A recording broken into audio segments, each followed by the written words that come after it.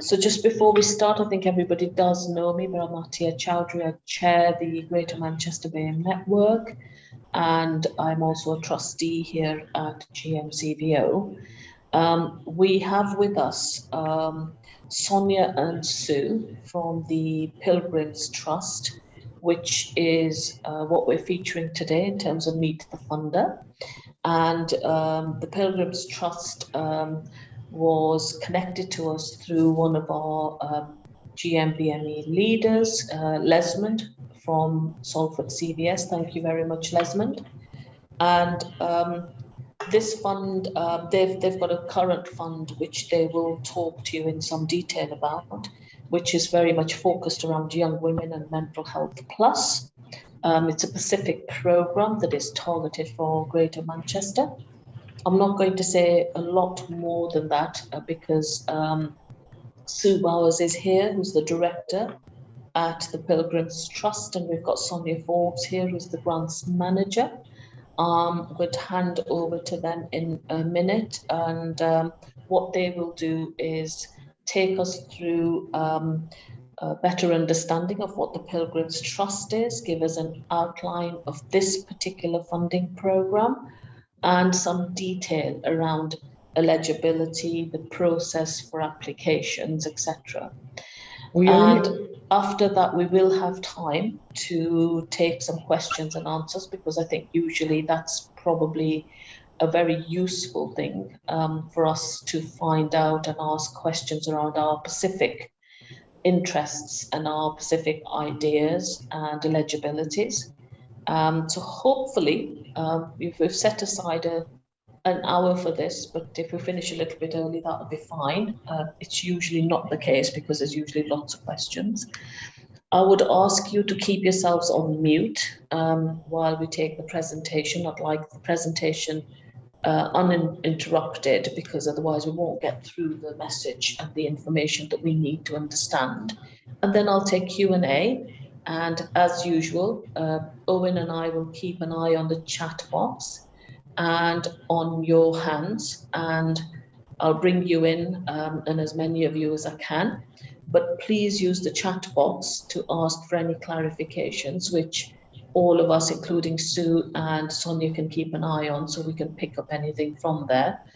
And put your questions in the chat box in case we run out of time, and I can still send them on to Sue and Sonja later and get answers back to you. So that's the normal process and procedure. I'm not going to say anything more now, but I'm really pleased to see you all. I hope you're all really well, and welcome to today's event. Sue and Sonja, thank you very much for your time. I'm going to hand over to you now. Thank you. Can I just check that you can hear me all right? Yes. Thank you. Well, first of all, I just wanted to say thank you to Atiya, Owen and Lesmond for organising this event at quite short notice. It's really appreciated your help in doing that, and to thank all of you actually for attending and making time to come along to the event this afternoon. I hope you will find it useful. Sonja and I are going to do a two-hander. So I'm going to start off just saying a little bit about the Pilgrim Trust and where we're coming from, and then Sonja is going to talk about the Pacific Grant Programme. And we want to keep it quite informal, so we're very much looking forward to your questions at the end of the presentation. So I've been the director of the Pilgrim Trust for about 18 months. I joined in lockdown. My first year and a half has pretty much been in lockdown, but it's been great to start to get out and about a bit more. The Pilgrim Trust is an independent grant-giving charitable trust. It was actually established back in 1930 with an endowment. And it was established with this very wide scope to help the UK with some of its more urgent needs. So it's a very wide remit. And over the years, the trustees of the Pilgrim Trust have been involved in a whole range of social issues, in unemployment, looking at addiction, helping to set up the hospice movement. supporting women in the criminal justice system. So it's been very wide in that respect. But really for about the last 10 years, we've been focusing our support on supporting vulnerable women and girls through our grant programs. Over the last, we're quite a small team, there are only 5 of us. There's 2 full-time members of staff, that's me and Sonja, and 3 part-time, and Sonja's our grants manager. We just have 1 grants manager. We also have a sort of a heritage side of the Pilgrim Trust as well, which I look after. But Sonja is the lead on this grant program. So over the last 5 years, our priority has been on improving the life chances of women experiencing multiple disadvantages. And in particular, we were looking at supporting early interventions before issues become too entrenched, and looking at gender-informed approaches.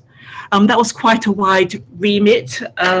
We supported some really excellent organisations and groups during that 5 years, but our trustees felt that we were sort of too wide. Our funding remit was too wide. We were spreading our resources a bit thin and not really maximising our impact. So last year we commissioned an independent review of our funding under that programme, to look at, see how we, what we had funded and where we could have most impact.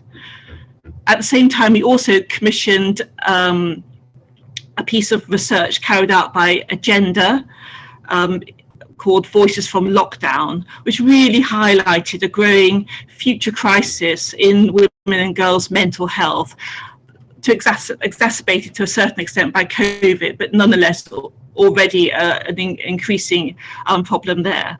Quite a lot of our funding in the past 5 years had mental health outcomes as well. And so following that sort of period of review, our trustees have decided that we should focus our funding for the next 5 years, so we're in it for the long term, making a strong case for age-specific and gender-informed mental health services. So that's the main focus of this fund, providing improving the mental health of young women through increasing their access to high quality, age and gender specific mental health provision.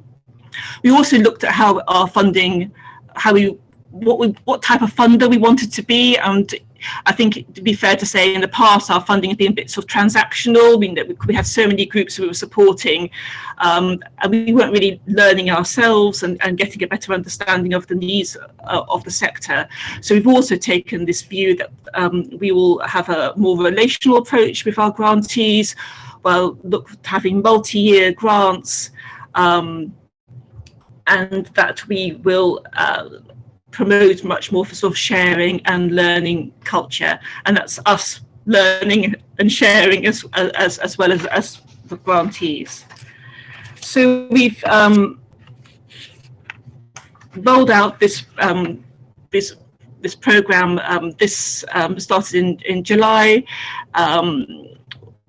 A grant program which, as I say, is over 5 years, but the aim is to have 1 funding round a year.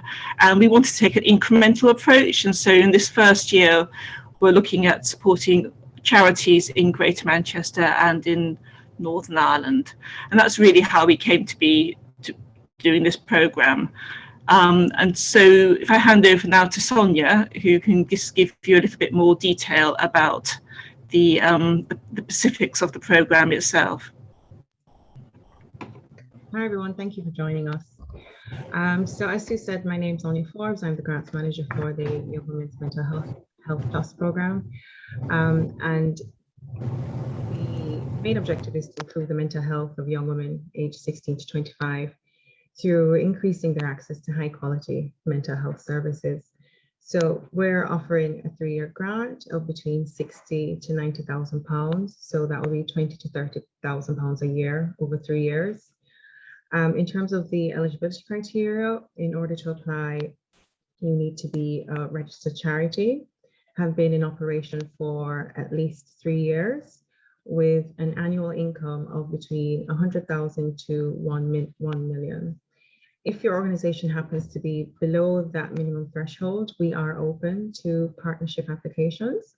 So for example, that might be small organizations working with a larger charity, or if perhaps that arrangement still wouldn't suit your needs, we're very open to having a conversation with, collaborators to see what would work best for you. This, as Sue mentioned, is quite a flexible grant program, and we're open to learning about what the sector needs. You don't need to be a mental health specific charity to apply, nor a young people's charity, not even a women's charity. We're open to all charities that recognize the need for a gendered and age specific approach to mental health provision. We believe that there are 4 key elements to what makes up high quality mental health support for young women. And those are that a gendered approach is taken, that it is age appropriate, that it is an integrated approach, and also that it upholds substantive inequality. So if I go through those 4 points with you now, in terms of a gendered approach, there's lots of research out there that confirms that there are differences in the way that men and women experience mental ill health, including the prevalence of certain types of mental health problems suffered. For example, women are more likely to experience depression and anxiety. There are differences in the patterns of seeking help and referral routes into mental health support. And even to some extent, the preferences of the types of services that people choose to engage with. Women are more likely to experience domestic abuse, or are more likely to have experienced childhood sexual abuse. And they're also more likely to be caregivers for their families, all of which contribute to poor mental health. And we strongly believe that mental health provision should be mindful of those differences and tailor their support to address these. For us, gendered approach doesn't mean that it's simply a female-only program.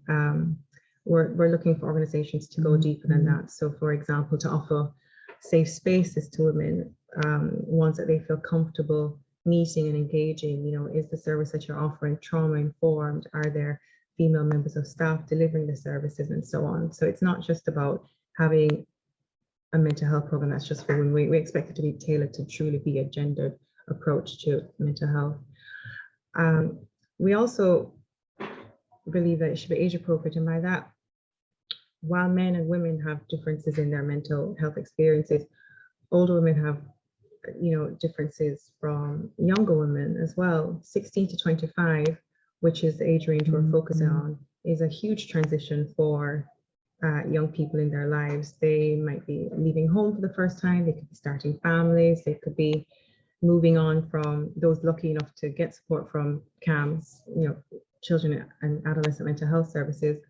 Those who might be moving on to adult mental health services, this is a really crucial time, and the transition is often, as we've heard from feedback from stakeholders, it's choppy at best, and we lose a lot of young people during that transition between CAMS and adult services. Young people might prefer different methods of engagement. For example, they might prefer using technology versus face-to-face meetings and so on. So again, also just taking into, when building your mental health provision, that you take the age into account as well as the gender. We feel that it should be an integrated approach as well, meaning mental health problems are usually just one part of a larger problem. So if someone comes to you with mental health problems, but they're also experiencing homelessness or domestic abuse, for example, we would like to know how you'll be supporting them for those wider issues. We'd like for organizations to take a holistic approach to, or a whole person approach to their service. That doesn't have to be, we don't expect you to be delivering everything yourselves in-house, of course, but do you have strong partnerships or referral networks onto other services where there are other issues identified? And of course, another key element is that the program upholds substantive equality. So the services provided should address social inequalities, including those experienced by the BAME community. We all know here that there are barriers to the BAME community accessing mental health provision, whether that be language barriers or cultural barriers, particular stigma attached to mental health mental health, sorry, and even just, attitudes within the community. So the provision should be as inclusive as possible, not just to BAME members, but also other groups wherever possible, the LGBT community, those who are disabled or non-neurotypical groups as well. So in terms of what we mean by mental ill health, we're looking to support tier 2. That's kind of how we've explained it. If you think of tier 1 as just kind of general well-being activities, and tier 3 being those in need of acute type of support, we're looking to hit tier 2, where mental health problems are not yet acute, but where they are significant enough to be impacting on a young person's ability to cope or to function in day-to-day life, and where if support isn't offered at this stage, they're at risk of those mental health problems becoming ingrained. There doesn't need to be a formal diagnosis, however. The support for those mental health problems should be sustained and intensive. Mental ill health is not something that's a quick fix. So, the funding is for 3 years for a reason. When we're not expecting that outcomes be that a young person is completely recovered. We're not looking for recovery. We're looking, for us, success would look like someone being able to better manage their mental health problems or to maintain a level of stability. But that does take time and quite intensive levels of support. So while we do understand the importance of more generalized well-being activities like, opportunities to socialize and so on, and that those can be inroads into getting the person the more intensive support they need, we wouldn't be giving funding for solely those activities. Those would need to be part of a larger package of support for a young person. So in terms of the application process, it's a very simple 2-step process. The first being to, if you are interested in the fund, to book a conversation to speak with me about your proposal. You can do that by visiting our website, and where the booking form is available. The closing date is currently set to August 31st, but it's possible that might be extended. If we think your project is suitable, then you'll be sent an application form to complete, which needs to be returned to us by September 20th. And applicants will be notified of the outcome by the 25th of November. Those that are successful would be expected to participate in what we call a learning cohort. So grantees, the cohorts we expect would be about 10 to 15 grantees a year, who would meet once or twice a year to share learning and good practice. Because as Sue mentioned, this is very much a learning program for us, and we want to highlight and champion good practice and help it spread for our young people. I think that's pretty much it, and we're open to questions unless Sue, you've got anything else you'd like to add? Thank you, Sonja. Sue, do you want to add anything more? No, that's fine. No, thank you. That was well covered. Thank you, Sonja. Brilliant. Thank you so much, Sonja. I found that really helpful and really clear. It's given me a lot more information about what type of fund this is. I'll start bringing in some people. I know I've got some questions in the chat box already. I'll bring them in first because they've been there. But before I do that, just for clarification, how many charities are you going to be funding in Greater Manchester and in Northern Ireland? I know that you've got 2 areas, and a figure was mentioned. Is that per those areas or right across the board? That would be across the board. So it would be 10 to 15 grantees per year between Greater Manchester and Northern Ireland. Great. Okay, can I bring in Fiz? Fiz, you had a question around funding for FGM, I think. Yeah, hi. So I work in a GP practice, and my job is community engagement and social prescribing. So as you know, we see quite a lot of the demographics that we work in. We're based in Moss Side, and the demographics that we work in is such that the background is of African origin, and as you are aware, the prevalence of FGM is pretty high. So we're seeing patients suffering with FGM, and so we have a protocol we follow. But just thinking, I'm sure Dr. Ola is aware as well with things happening in regards to FGM, and parents of patients, taking them abroad just to have this done, which is illegal. I'm just wondering whether there are any funds which we could try and help support these people. Sorry, you're a bit muffled. I didn't quite catch all of that. Are you asking for funding for the children who've experienced the FGM or the parents of those? I didn't quite understand. It will be both, really. It's like, how do you kind of educate the parents that why it is illegal, and then it's like how do we support patients experiencing FGM? Are there any sort of like care facilities out there within Greater Manchester? And if we were to run a support groups, I work alongside a charity called Mustafi Sharif. If we were to kind of like create a drop-in group for art therapy or something like that, would that be considered?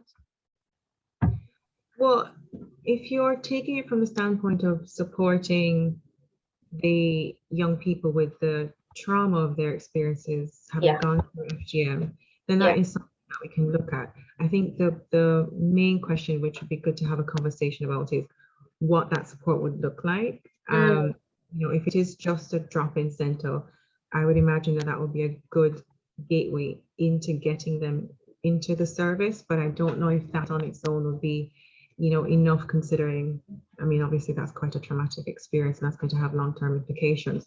We'd want to know how you would be supporting them beyond the drop-in service. Yeah. Okay, brilliant, thank you. You're welcome. Thank you. Thanks, Liz.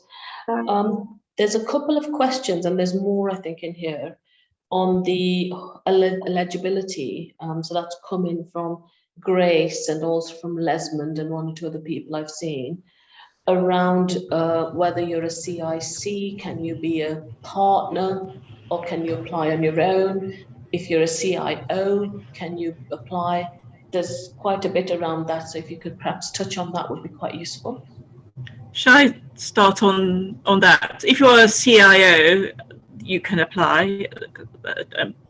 Assuming by that you mean a charitable incorporated organisation, so you can apply to us. If you're a CIC, you could apply to us as part of as a partnership, as long as the sort of lead applicant was a charity. So the programme is for charities, but as Sonja said, we're open to partnerships, and within those partnerships there could be other organisations.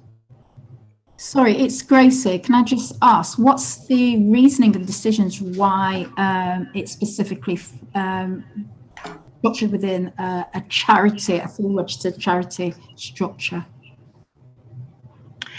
It's what the Pilgrim Trust traditionally has supported charities and local authorities, but for this particular programme, we've chosen just to focus on charities. But we're flexible around sort of the partnerships around that, and we're interested in views. I think going forward, we might look again. Our trustees haven't looked yet again at supporting CICs, but directly. But at the moment, charities is the focus that our trustees want to give on this. We're not a big funder. There's $1 million available each year for this programme, and so one of our lessons from our review of our funding was to focus where we think we might have most impact. Great, thank you, Sue. I think the most useful thing there is that we can be part of partnerships that might be charity or CIO led Yeah. as a CIC. So that's a good thing. And also it allows many of us who are actually quite small organizations and groups that might be below that threshold to work with others to come together, because I think very much our sector, you will find, is below that threshold. So we do need to think about collaboration and partnership. So I've got Ruhela around prevention activity funding. Yeah, just wanted to just wanted to kind of ask if that's something that you fund, prevention activity, and what kind of activities. So we have two program at the moment, and we're specifically working with women who fall under that age category. One is our Women Supporting Women Peer Mentoring Programme, and that's supporting South Asian community on a very low level, almost kind of tier one, who have encountered domestic abuse. So kind of working on them with our peer mentors who are trained from the South Asian community to help them kind of overcome language barrier and almost kind of handhold them to a point where they become independent and to empower women. And then we also have been working in partnership with other organisations such as Thames and Gloss of Mind, LEAP on the befriending programme, and currently we're trying to kind of maybe sort of like have almost kind of replicate something like the befriending programme, but work with the South Asian community because of language barrier and cultural issue, because other mainstream services are struggling, and we are sort of one of the organisation, and we're saying Tameside now, do work quite closely with the BAME communities. So it was a lot of it is around prevention activity that we kind of maybe look at, and it was just to kind of just get some clarification. Thank you, Rahila. I would find it really helpful if you introduce yourselves with the organisation you are and also the local authority area perhaps that you work in. That might be quite useful. Yes, sorry. And also, can everybody keep their questions succinct so I can bring other people in, please? Thank you. Sonja. So in terms of preventative activities, unfortunately, this wouldn't be the program for that.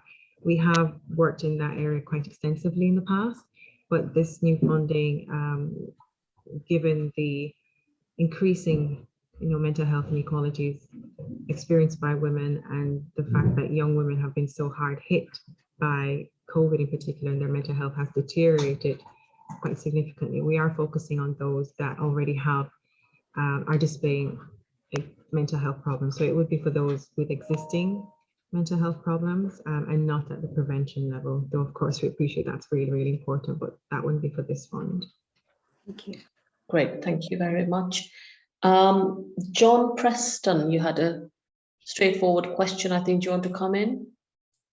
Yep. John Preston from the Conservation Volunteers. We're a national organisation. Our turnover is quite a bit over $1 million.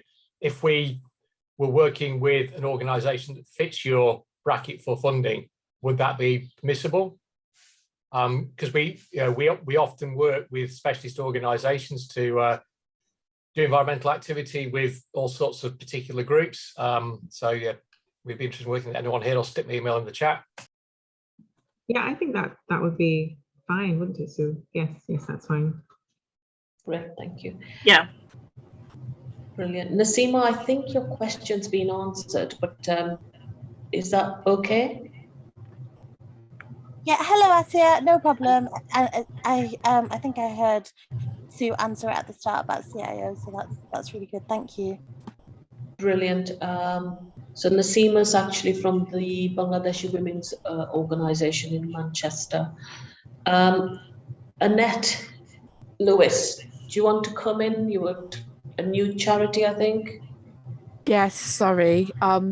So I'm a trustee of a new charity. We've only existed, I think, for coming up a year.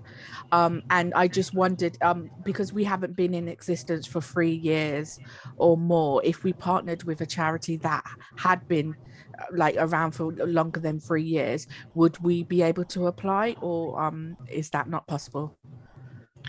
That's fine as long as the lead applicant is the charity with the 3 years or more. Yeah. Okay, Yeah. great. Thank you. That's great, thank you. Got an interesting one here from Abu Adam. And just to remind people, if you just say what organization you're from and what area.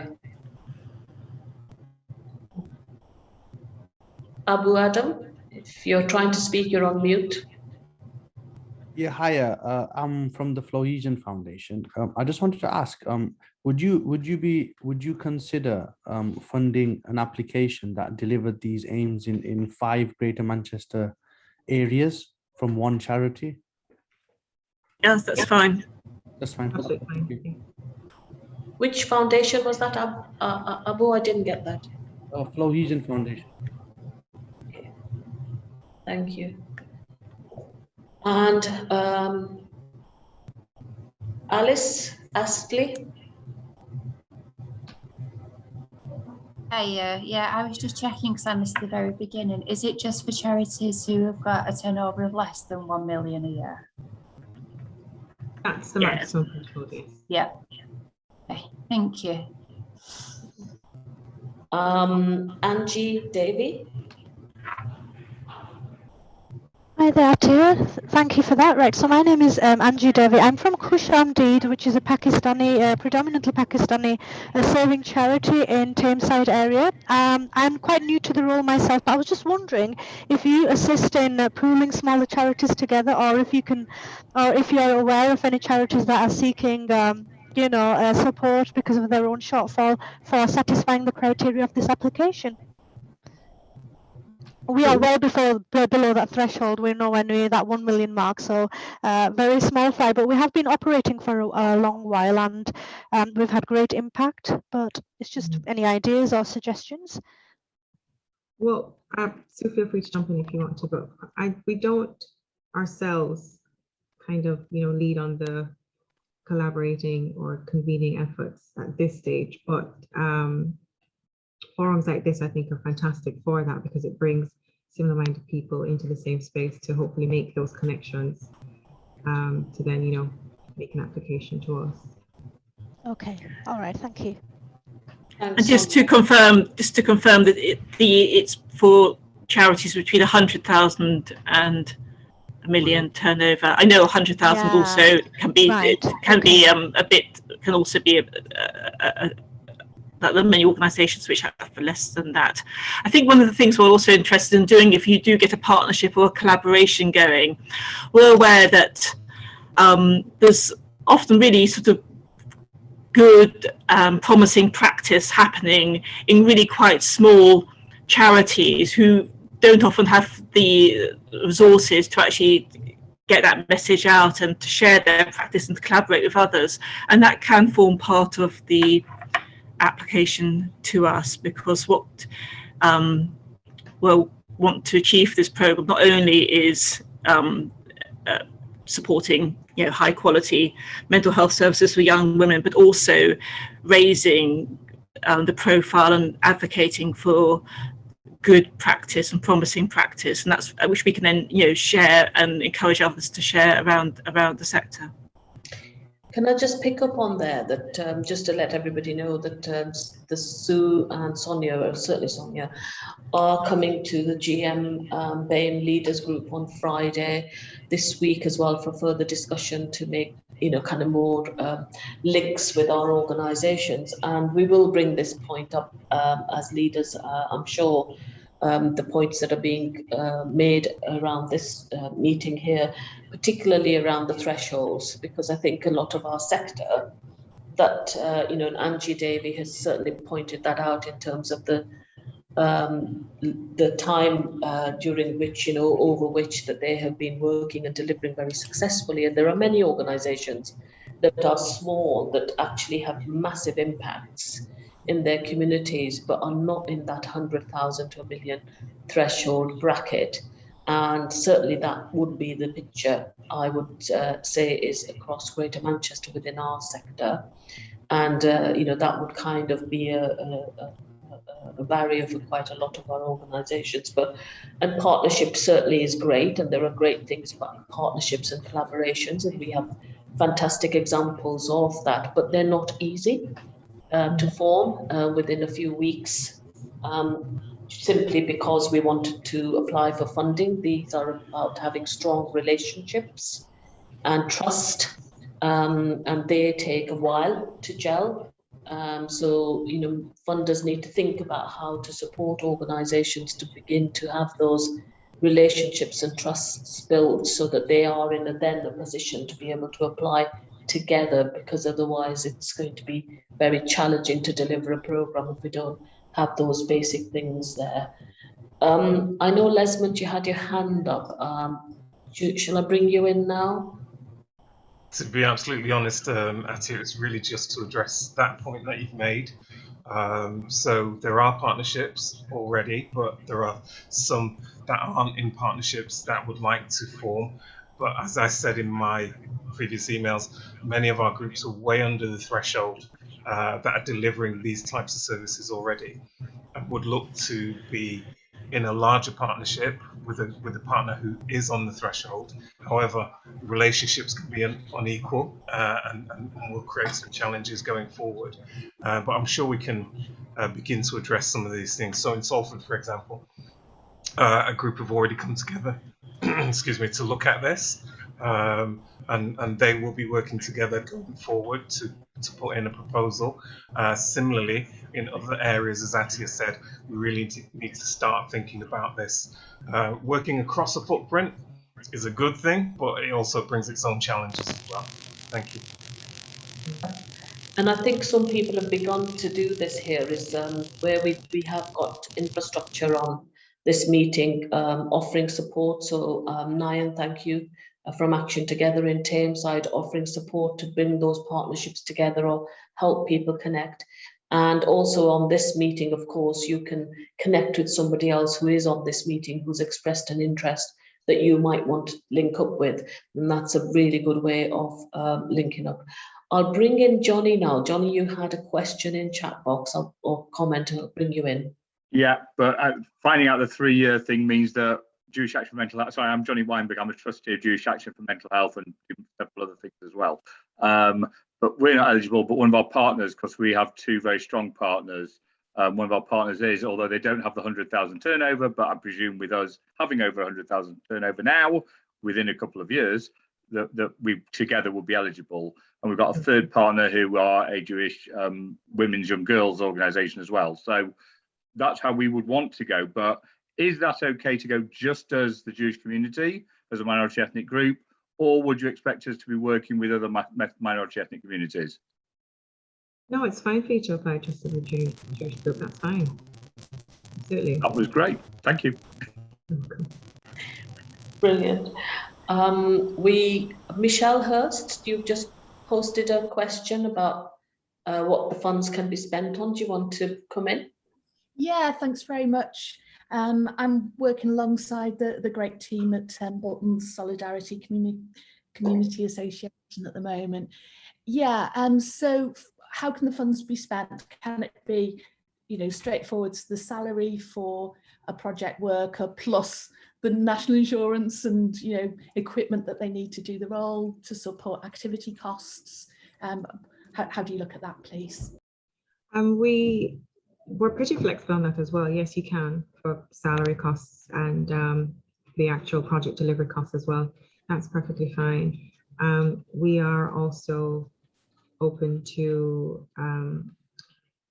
normally how we do it is we generally always give a percentage of the grant, a small percentage toward your core costs, your overheads and so on. But in terms of salaries and, project delivery, that's all included. That's fine. That can be within the grant, yeah. Okay, thank you. Right. I can't see anybody else. If you've got a question, please could you indicate or put something in the chat box and I'll bring you in. Grace, you've got your hand up. Do you want to ask another question? Yeah, I just want to know when can we book an appointment to speak to Sonja, really just to further the discussions or Sue. And bearing in mind the timeline is very, very fine, and with such a big amount of funds available and some of the issues that's been identified in terms of who qualifies and who doesn't, how soon can we book you in for a chat, Sonja? As soon as you like. All you have to do is just go onto our website, and if you navigate to the Young Women's Mental Health Trust program, there's a button at the bottom which takes you to just a very, very short 5-question questionnaire. You know, name, organization, and where you're applying from, and we'll respond within 24 hours to send you available dates. But this week, it's as soon as that. Like, it's a very, very quick turnaround for when you can have the conversation with us. That's great, thank you. And I've got Fassa.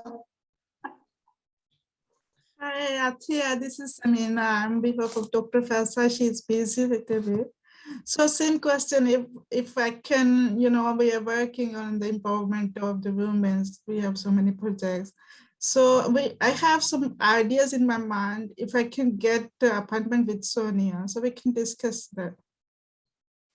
Sure, that's fine. It's just the same booking form on the website. We'll arrange a date that's suitable for yourself and myself. But we have all of this week as well, so it's just a matter of emailing us. When it is? Sorry. Sorry? When it will be? I think you have to apply. You need to really go onto the website and have a look at that. I would really urge you to look at the eligibility of application and see if you're actually eligible, and then drop Sonja an expression of interest, and that's how you'll get that process. Yeah, so thank you. Say also that the full funding guidelines are available on our website as well. So in case you missed anything from our conversation today, you can access that in detail, which includes things like the eligibility criteria and what we're looking to fund there. And that's on the same page as the booking form to book a conversation. Brilliant. Any other questions? I can't see anybody else, but if there is anybody, please just shout out otherwise. Okay, I'm going to kind of bring this, if there's anything else, Sonja and Sue. Hi, Atia. Sorry. I was trying to interject there, but I needed to press my buttons. Anyways, I've asked in the chat, I was just curious, you mentioned that on Friday, there's a BAME meeting occurring in the locality somewhere. Is that open to the public, or is that for members only? It's a members meeting. Okay. Yeah, if you're in Oldham, the member who sits from Oldham is Nayan. Yeah. Yeah. Nayan from Action Together. And how would I contact her? Action Together. Okay. All Nayan right. Thank you for that. Nayan is on this call. If you can send him a message. And is she? Oh, it's a him. Oh, sorry. He will explain to you what the GM BAME network is and what the GM BAME leaders group is, and how you can feed through anything through him to that group from Oldham. Okay, fantastic. Okay, thank you. Thank you. Okay, I'll come back to Sue and Sonja if you want to add anything. I saw a question someone was asking about our website details. It's www.thepilgrimtrust.org.uk. Okay. So I think part of our work, if we're going to apply for a fund of this kind of nature, of this kind of size over 3 years, then you've really got to find your way through the websites and find your way to the Pilgrim Trust and do some homework and read up and look at all of that, and then do all of that. So really, as a sector, we need to be doing that, you know, less of the feeding of everything, but you need to kind of do that research and build up that capacity. And delivering programs like this, you do need some capacity in your organizations to deliver. I always think the easy bit is sometimes getting the funding. The difficult bit is the delivery and achieving the outcomes. So, you know, it's really kind of, you need to be thinking about that in terms of, is that a priority for your organization? You know, have you got the capacity? How's that reach going to happen? and build up that sustainability and resilience in your organizations. Brilliant. Well, thank you to Sonja and Sue. Really, really brilliant session. I've learned so much about the Pilgrim Trust. Really good, and I hope we'll be working with you further to look at your programs and things like that. Lesmond. Yeah, can I just really commend Sue and Sonja on the program?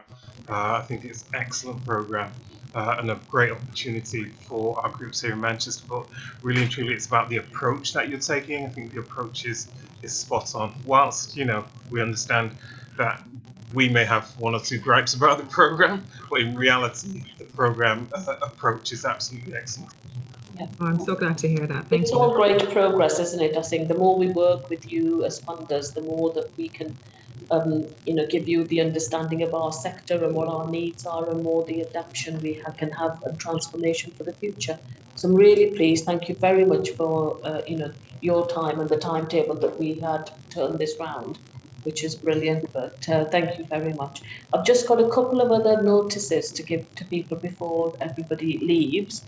One is another funding opportunity that's coming up soon via GM CVO. So there's funding, a small amount of funding that's going to be launched by the end of this week, particularly focused at the Bangladeshi and Pakistani-led voluntary sector groups, looking at helping to support school readiness of children in Greater Manchester, so all children have a really good start. So GMCVO will be looking at funding groups to take up the government-funded 2-year free childcare offer for eligible families, and there'll be grants available of £1,000 to host community events or produce awareness-raising material. So really great stuff to get out there to our communities to raise awareness about the government programmes. This will be launched at the end of the week. If you're on a Greater Manchester BME Network or a Manchester BME Network database, which is how you would have got information about this event, you will get that, and we'll get that out to you. Or keep checking the GMCVO website. Everything is posted on that. The other thing I just want to say to you is that as I'm also involved with the Manchester BME Network CIC, we do a lot of work around food poverty and food redistribution and other things like that around community support and help, and have done quite a lot of work around COVID response as well in the emergencies. We have been offered quite a large quantity of hand sanitizers by L'Oreal, which I hope I'll be receiving on Friday. So if any organizations that work in the front line in communities that could do with that, then please get in touch with me, and I'll see how I can get through some stock to you. We've done this in the past, all through the pandemic. We've had you know, free masks being available for groups, etc. But hopefully we'll get this delivery as a donation, and it will be a great thing to give to people across the communities that you work with, particularly now that we are starting to meet again. And you know, having face-to-face meetings, it's a great thing to give to people to carry with them and keep them safe. And that's it really from me. Thank you very much for attending, and I hope everybody stays well, keeps safe, and keep on supporting us. And if there's anything else you need around the BME Network, please get in touch with us and I will respond to that. Thank you very much. Have a good afternoon.